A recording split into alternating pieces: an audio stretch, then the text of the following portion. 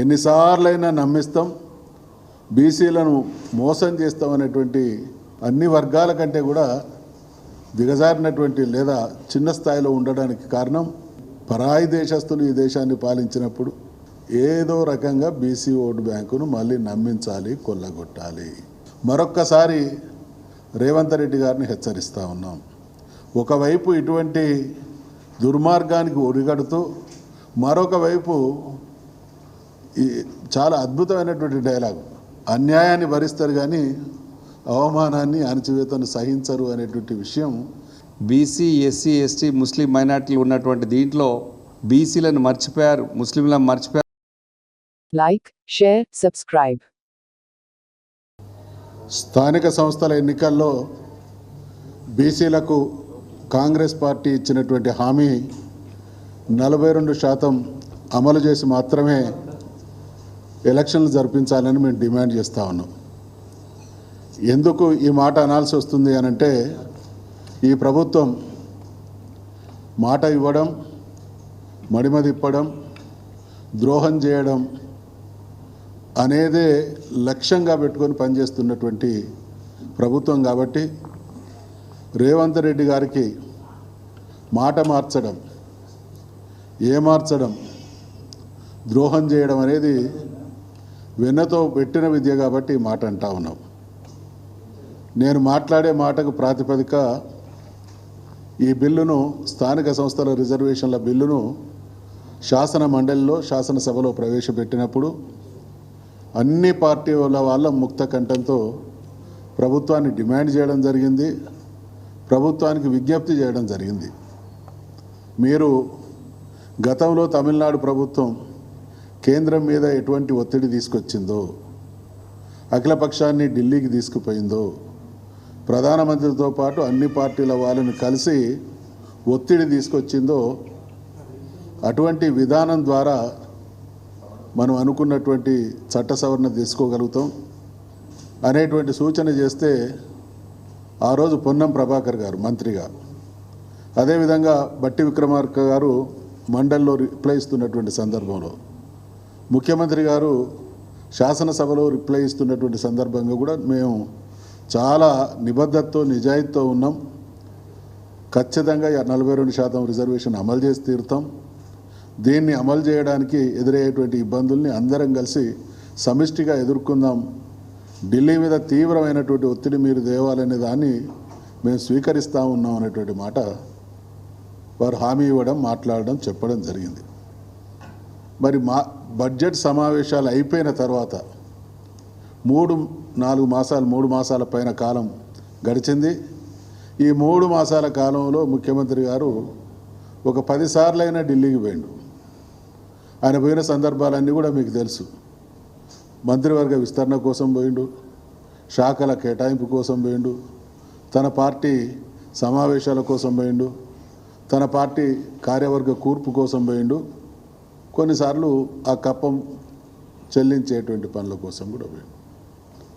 మరి ఇన్ని పనుల కోసం ఇన్నిసార్లు ఢిల్లీకి పోయినటువంటి ముఖ్యమంత్రి గారు చట్టసభలకు మీరు ఇచ్చినటువంటి హామీ, వాళ్ళ చట్టసభల ద్వారా రాష్ట్ర ప్రజానీకానికి మీరు ఎటువంటి నమ్మకాన్ని, హామీని ఇచ్చిళ్ళు, దాన్ని ఏ విధంగా వమ్ము చేసిళ్ళు, ఈ పరంపరను గమనిస్తే వీళ్ళకి ఏమాత్రం చిత్తశుద్ధి లేదు. ద్రోహం చేయడమే నైజం.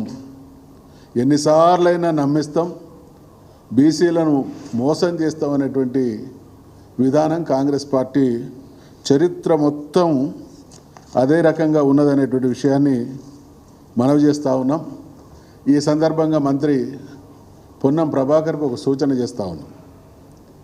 మీరు మీ మంత్రివర్గానికి సంబంధించినటువంటి అందరూ ఇచ్చినటువంటి హామీ, మరి బీసీ వెల్ఫేర్ మంత్రిగా ప్రైవేట్ టాక్స్లో కానీ ప్రభుత్వపరమైనటువంటి సమావేశాల సందర్భంగా, సభల సందర్భంగా, శాసనసభ సందర్భంగా నేనున్నా ఖచ్చితంగా అమలు చేయించి తీరుతా అనేటువంటి వారు 1-4 సార్లు మాట్లాడడం జరిగింది. ఇవాళ ఆయన సీరియస్గా తీసుకొని చేయించాల్సినటువంటి బాధ్యత పొన్నం ప్రభాకర్ గారి మీద ఉంది.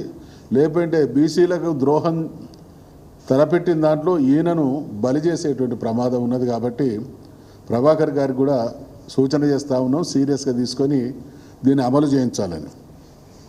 ఇక కాంగ్రెస్ పార్టీ చరిత్ర అంటే కాంగ్రెస్ పార్టీ బీసీల పట్ల, ఈ దేశంలో బీసీల దుస్థితి కొనసాగడానికి, ఈ దేశంలో బీసీలు అనేక రకాలుగా అన్యాయానికి, అవమానానికి, అసమానతలకు గురి కావడానికి, బీసీలు రెండవ శ్రేణి పౌరులుగా బతకడానికి ఏకైక మొదటి కారణం కాంగ్రెస్ పార్టీ. దేశానికి స్వాతంత్రం వచ్చిన తర్వాత బీసీలకు కూడా చట్టసభల్లో రిజర్వేషన్లు కల్పించాల్సినటువంటి అవసరం ఉంటే దాన్ని ఏమాత్రం పట్టించుకోకుండా ఇవాళ బీసీలు అన్ని వర్గాల కంటే కూడా దిగజారినటువంటి లేదా చిన్న స్థాయిలో ఉండడానికి కారణం కాంగ్రెస్ పార్టీ, కాంగ్రెస్ ప్రభుత్వాల నిర్వాహకమే. ఒక రకంగా భారతదేశం అన్ని వనరులు ఉన్నటువంటి దేశం. ఇక్కడ సహజ వనరులకు కొదవలేదు. ప్రాచీన నాగరికతకు పెట్టింది పేరు. అద్భుతమైనటువంటి యువశక్తి ఉంది. శ్రమించేటువంటి వర్గాలు ఉన్నాయి.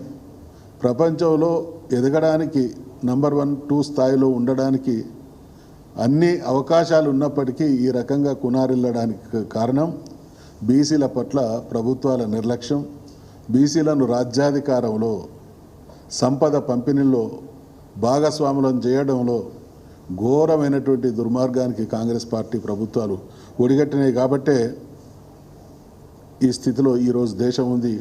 ఇవన్నీ సవరించాలి అని అంటే బీసీలకు న్యాయం జరగాలి.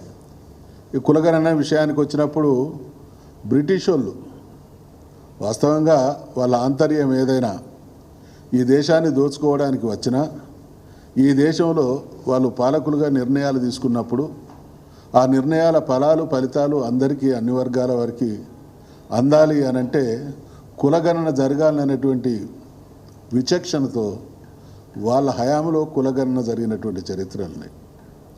మరి పరాయి దేశస్తులు ఈ దేశాన్ని పాలించినప్పుడు అటువంటి ఆలోచనతో పాలన సాగిస్తే కాంగ్రెస్ అధికారంలోకి వచ్చిన తర్వాత కులగణన అనేది అటకెక్కించింది. తద్వారా బీసీలకు తీరని ద్రోహం చేసింది. ఇదే కాంగ్రెస్ పార్టీ ప్రభుత్వం ఒకానొక సందర్భంలో బీసీల స్థితిగతుల్ని అధ్యయనం చేయడానికి, వాళ్లకు రిజర్వేషన్ లాంటి సౌకర్యం కలిగించడానికి కాకా కాలేకర్ అనేటువంటి కమిషన్ని నియమించింది. ఆ కమిషన్ స్పష్టంగా అనేక వాస్తవాలను, అనేక రకాలైనటువంటి అంశాలను వెలికితీసి ప్రభుత్వానికి నివేదిక ఇస్తే అది అటకెక్కించింది కూడా కాంగ్రెస్ ప్రభుత్వాలే.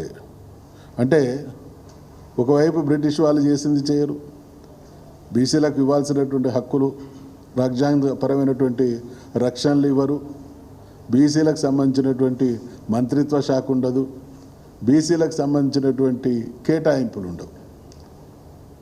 ఇన్ని రకాల దాష్టీకాలకు కారణం, మొదటి కారణం కాంగ్రెస్నే.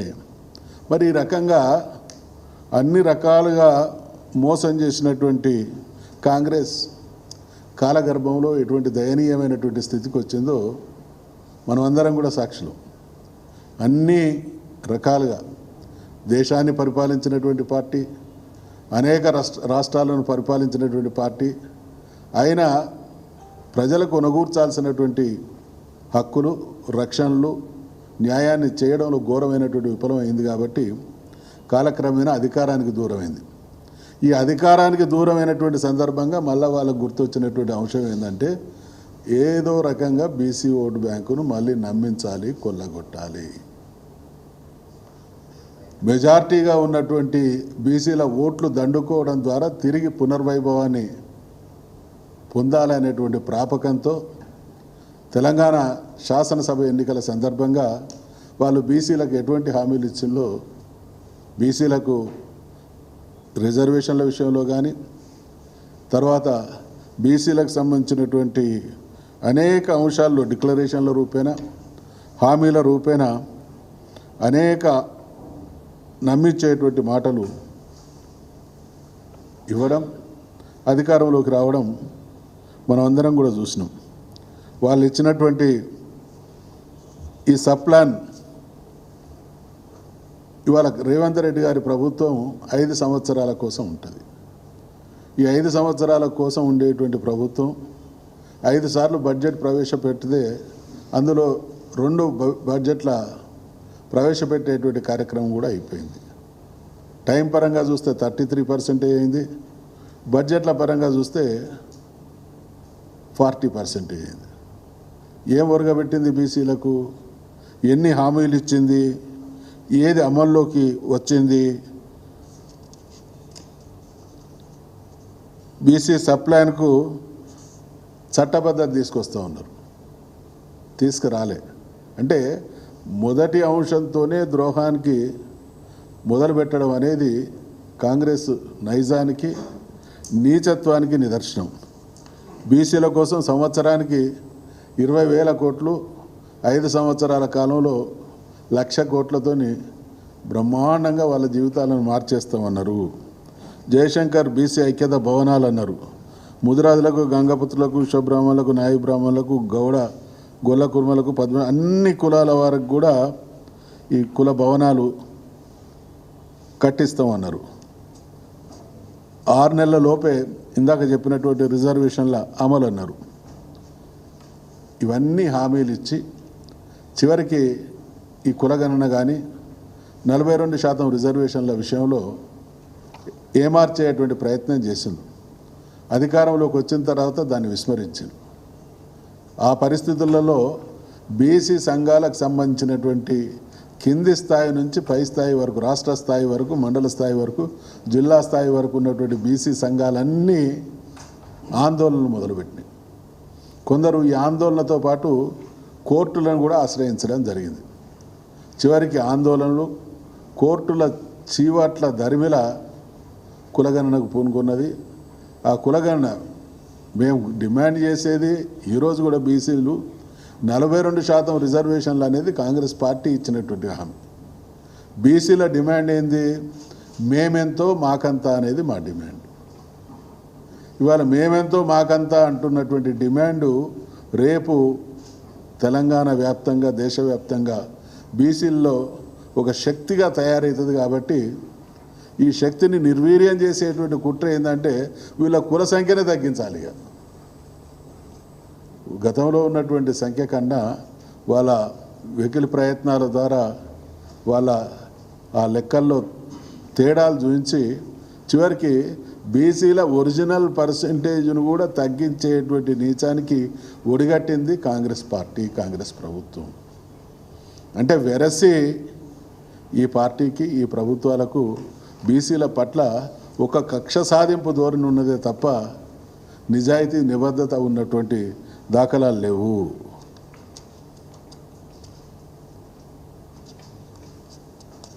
వీరితో పాటు ఒక కాంగ్రెస్ పార్టీతో పాటు ఇవాళ బీజేపీ కూడా, అంటే బీజేపీ కేంద్రంలో అధికారంలోకి వచ్చి అనేక బడ్జెట్లు ప్రవేశపెట్టింది. నా దగ్గర ఈ బడ్జెట్ వాళ్ళు ప్రవేశపెట్టినటువంటి పత్రం ఉంది.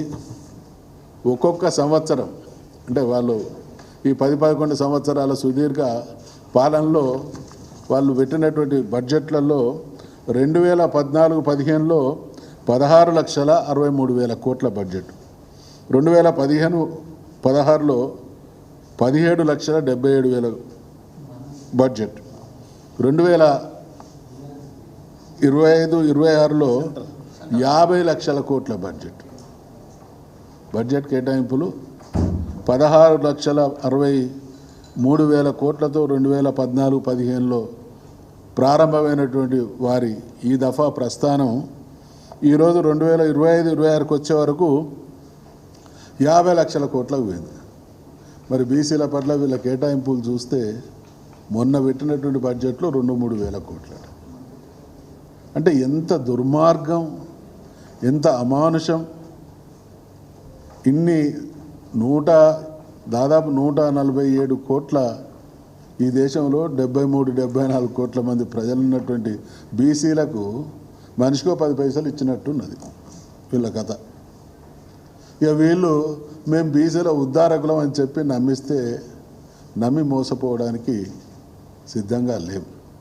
అంటే వెరసి అది కాంగ్రెస్ ప్రభుత్వం అయినా బీజేపీ ప్రభుత్వం అయినా బీసీల జీవితాల్లో మార్పు రాకూడదు, శాశ్వతంగా వాళ్ళు అదే స్థితిలో ఉండాలి, ఈ దేశ రాజ్యాధికారం అనుభవించే హక్కు మా హక్కుభుక్తం, ఈ దేశ సంపదను మేము నిస్సిగ్గుగా దోచుకున్న మమ్మల్ని ప్రశ్నించకూడదు అనేటువంటి దుర్మార్గంతో అటు కాంగ్రెస్ ఇటు బీజేపీ ప్రభుత్వాలు కొనసాగుతున్నాయి. కాబట్టి మరొక్కసారి రేవంత్ రెడ్డి గారిని హెచ్చరిస్తూ ఉన్నాం.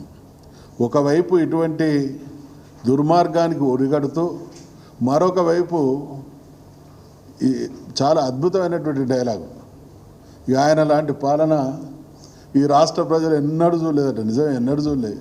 ఇంత హింసించినటువంటి పాలనని గతంలో సమైక్య ఆంధ్రప్రదేశ్ ఉన్నప్పుడు కూడా తెలంగాణ ప్రజలు ఇబ్బందులు పడ్డటువంటి రోజులు ఉన్నాయి, అన్యాయం అవమానం జరిగినటువంటి రోజులు ఉన్నాయి. కానీ ఇంత దుర్మార్గం ఆ రోజులలో కూడా చూడలేదు. అందుకనే మేము మళ్ళీ డిమాండ్ చేస్తూ ఉన్నాం, 42% రిజర్వేషన్లు అమలు చేసి మాత్రమే స్థానిక సంస్థలకు ఎన్నికలు జరిపించాలి. లేకపోతే ఇది అన్యాయం కాదు, ఇది అణచివేతగా మేము భావించాల్సి వస్తుంది. తెలంగాణ ప్రజలు అన్యాయాన్ని భరిస్తారు కానీ అవమానాన్ని అణచివేతను సహించరు అనేటువంటి విషయం కేసీఆర్ గారి నాయకత్వాన తెలంగాణ రాష్ట్ర సాధనోద్యమం నిరూపించింది. అటువంటి పరిస్థితి పునరావృతం కాకుండా ఉండాలి అని అంటే మీ అంతటా మీరుగా ఇచ్చినటువంటి హామీ కొన్ని విషయాలు ప్రజల పక్షంగా ప్రతిపక్షంగా మేము డిమాండ్ చేసేటివి ఉంటాయి.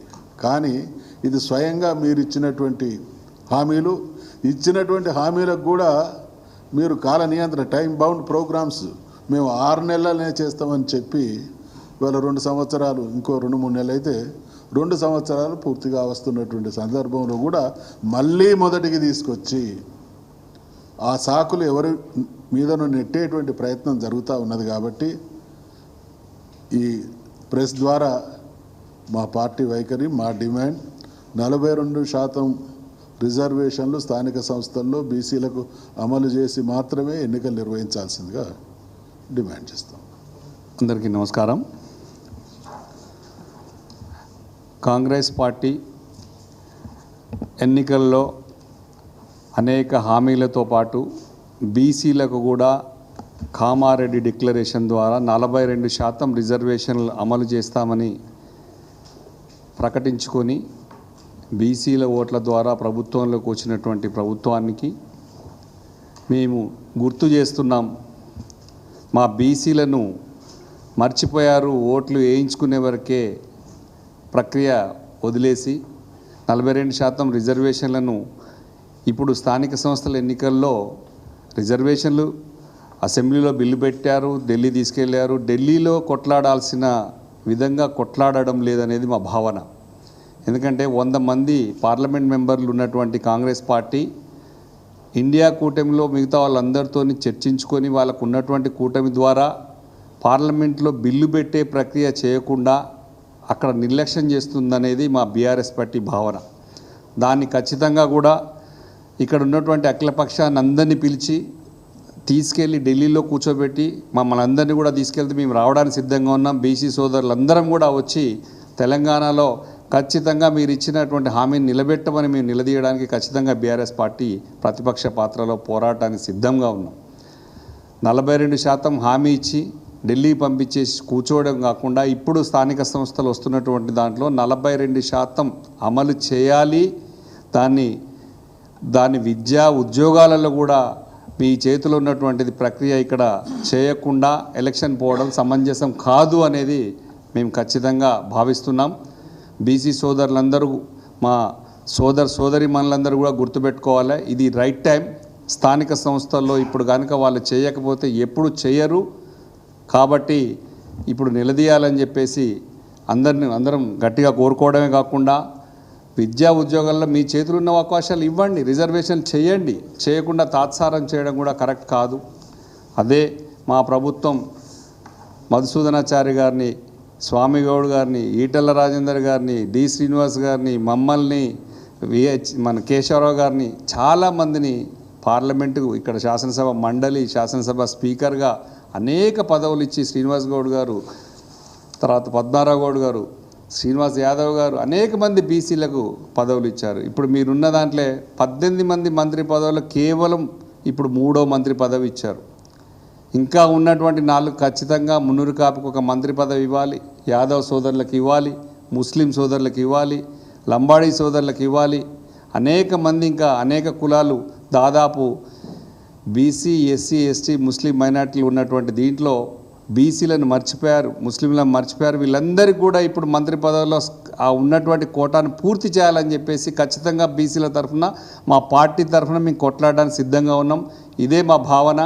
ఖచ్చితంగా దీన్ని అమలుపరచాలని చెప్పేసి 42% ఇప్పుడు బీసీలు అమలుపరచాలని, రిజర్వేషన్ అమలు పరిచిన తర్వాతనే స్థానిక సంస్థల ఎన్నికలు పోవాలని చెప్పేసి మనస్ఫూర్తిగా కోరుకుంటున్నాం. జై తెలంగాణ.